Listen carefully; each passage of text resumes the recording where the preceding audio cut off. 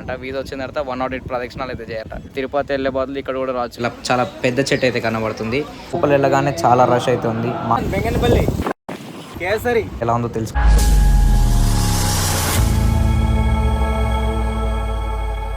Hello guys, welcome back to the blogs by HCN YouTube channel. Thanks to my 5.5K subscribers. ఈరోజు కంటెంట్లో వెళ్తే మాత్రం నేనైతే చిలుకూరు బాలాజీ టెంపుల్కి అయితే వచ్చాను. ఇదైతే గండిపేట చెరువు, మన హైదరాబాద్కి 30 to 35 కిలోమీటర్స్ అప్రాక్సిమేట్లీ ఉంటుంది అనమాట. ఇక్కడ మనకి చిలుకూరు బాలాజీ టెంపుల్కి వీసా బాలాజీ టెంపుల్ కూడా అంటారు. ఎందుకంటే మనకి వీసా ఏమైనా అప్లై చేసాం అనుకోండి, వీసా రానికే ఇక్కడ మనకి 11 ప్రదక్షిణాలు చేయాలంట. వీసా వచ్చిన తర్వాత 108 ప్రదక్షిణాలు అయితే చేయాలంట. మీకు అవి బోర్డ్స్ కూడా లోపల పెట్టారు, అది కూడా చూపిస్తాను. ఇక్కడ ఉన్న బాలాజీ ఐడల్ ఉంటుంది కదా, అంటే మెయిన్ టెంపుల్ అదైతే స్వయంభూ. ఇది ఎలా వెలిసారంటే ఒక భక్తుడు ఉండేవాడంట.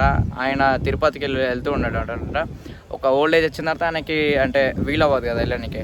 ఆ వీలు అవ్వకపోవడం వల్ల ఆయనకి డ్రీమ్స్లో వెంకటేశ్వర స్వామి వచ్చి చెప్పారంట, ఇక్కడ నేను ఇలా ఉన్నానని చెప్తే వీళ్ళు వచ్చి నెక్స్ట్ డే అంటే ఊరు వాళ్ళని తీసుకొని అక్కడ వెళ్ళి చూస్తే అక్కడ వెంకటేశ్వర స్వామి స్వయంభూగా వెళ్తున్నారంట. తిరుపతి వెళ్ళే బదులు ఇక్కడ కూడా రావచ్చు, మనం ప్రదక్షిణాలు అయితే చేసుకోవచ్చు. 1 hour జర్నీ చేశాక మేమైతే చిలుకూరు విలేజ్లో అయితే ఎంట్రీ అయిపోయినాం. సండే కాబట్టి చాలా రష్ ఉందనుకుంటా. ఇంకా మీరు చూస్తున్న కమానే చిలుకూరు బాలాజీ ఎంట్రీ కమాన్. ఇంకా మనమైతే ఎంట్రీ అయితే అయిపోయినాం. ఎంట్రీ అవ్వగానే మనకి రైట్ సైడ్లో ఇలా చాలా పెద్ద శివలింగం అయితే కనబడుతుంది. అదొక టెంపుల్ అనుకుంటా. నెక్స్ట్ టైం వచ్చేటప్పుడు అయితే పక్క విజిట్ చేయాలి. టెంపుల్కి ఎంట్రీ అవ్వగానే మనమైతే 20 రూపీస్ అయితే పే చేయాలి. ఇదైతే పార్కింగ్కి చాలా పెద్ద ప్లేస్ ఉంది. మనమైతే మన కార్ని హ్యాపీగా అయితే పార్క్ చేసేయచ్చు. ఎంట్రీ అవ్వగానే కొంచెం దూరం వెళ్తే మనకైతే ఇలా చాలా పెద్ద చెట్టు అయితే కనబడుతుంది. ఆ చెట్టుకి అయితే చాలా తాళ్ళు కట్టి ఉంటాయి. ఇంకా ఆ తాళ్ళు ఎందుకు కట్టున్నాయని నేను పక్కన వాళ్ళకి అడిగితే వాళ్ళైతే కరోనా టైం నుంచి కట్టారు అని చెప్తున్నారు. వీడియోలో చూస్తున్నదే అదే మెయిన్ టెంపుల్. ఇంకా అక్కడ నుంచి అయితే మనమైతే ఎంట్రీ అవ్వాలి.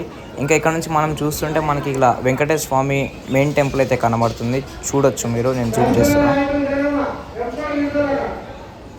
మేము టెంపుల్లో ఎంట్రీ అవుతున్నప్పుడు ఇక్కడ షాప్ కీపర్స్ అయితే మాకైతే ఇలా తులసి మాల ఇంకా 108 ప్రదక్షిణాల కార్డ్ అయితే కొనుక్కోమని చెప్పారు.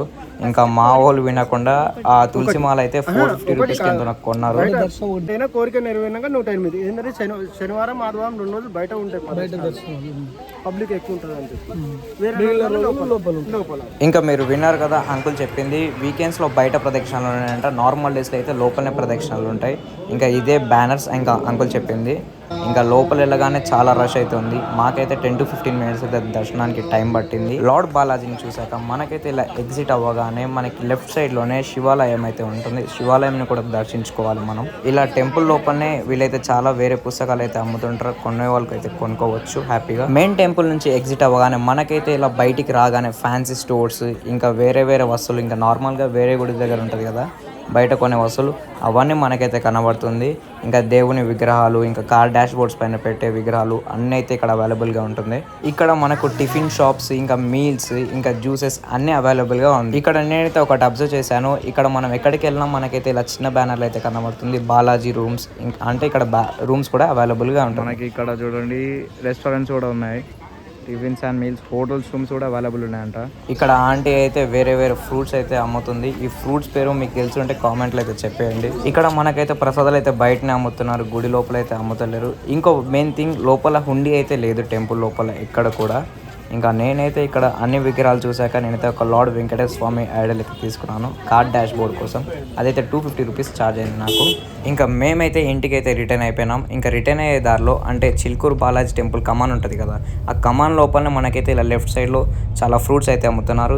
స్పెషల్ అయితే మ్యాంగోస్ అయితే అమ్ముతున్నారు, ఇంకా హనీ అయితే అమ్ముతున్నారు. ఇంకా ఆ ప్లేసెస్లోనే మేమైతే ఒక చోటు దగ్గర ఆపి మ్యాంగోస్ కొందామని అయితే ఆపాం. 70 రూపీస్ పర్ కేజీ అని చెప్పారు. అంకుల్ అయితే ఆ ఫ్రూట్స్ పేరు వేరే పేర్లు చెప్పారు, మీరే వినండి. బెన్సన్, బెంగనపల్లి, కేసరి, మల్లిక, ఇది అది రౌండ్ రసాలు అంటారు. విచిత్రమైన పేర్లు చెప్పి అమ్ముపడుతున్నట్టుంది ఆ మ్యాంగోస్ని. ఇంకా మేమైతే 2.5 kg వేరే మ్యాంగోస్ అయితే తీసుకున్నాము. చాలా టేస్టీగా అయితే ఉంది. ఇంకా ఇంటికి వెళ్ళేసరికి మధ్యాహ్నం అయిపోయిందని మేమైతే వెళ్ళే రూట్లోనే అంటే ORR ముందే మాకైతే ఇలా లెఫ్ట్ సైడ్లో అన్నపూర్ణ ఆంధ్ర భోజనం అయితే కనబడ్డది.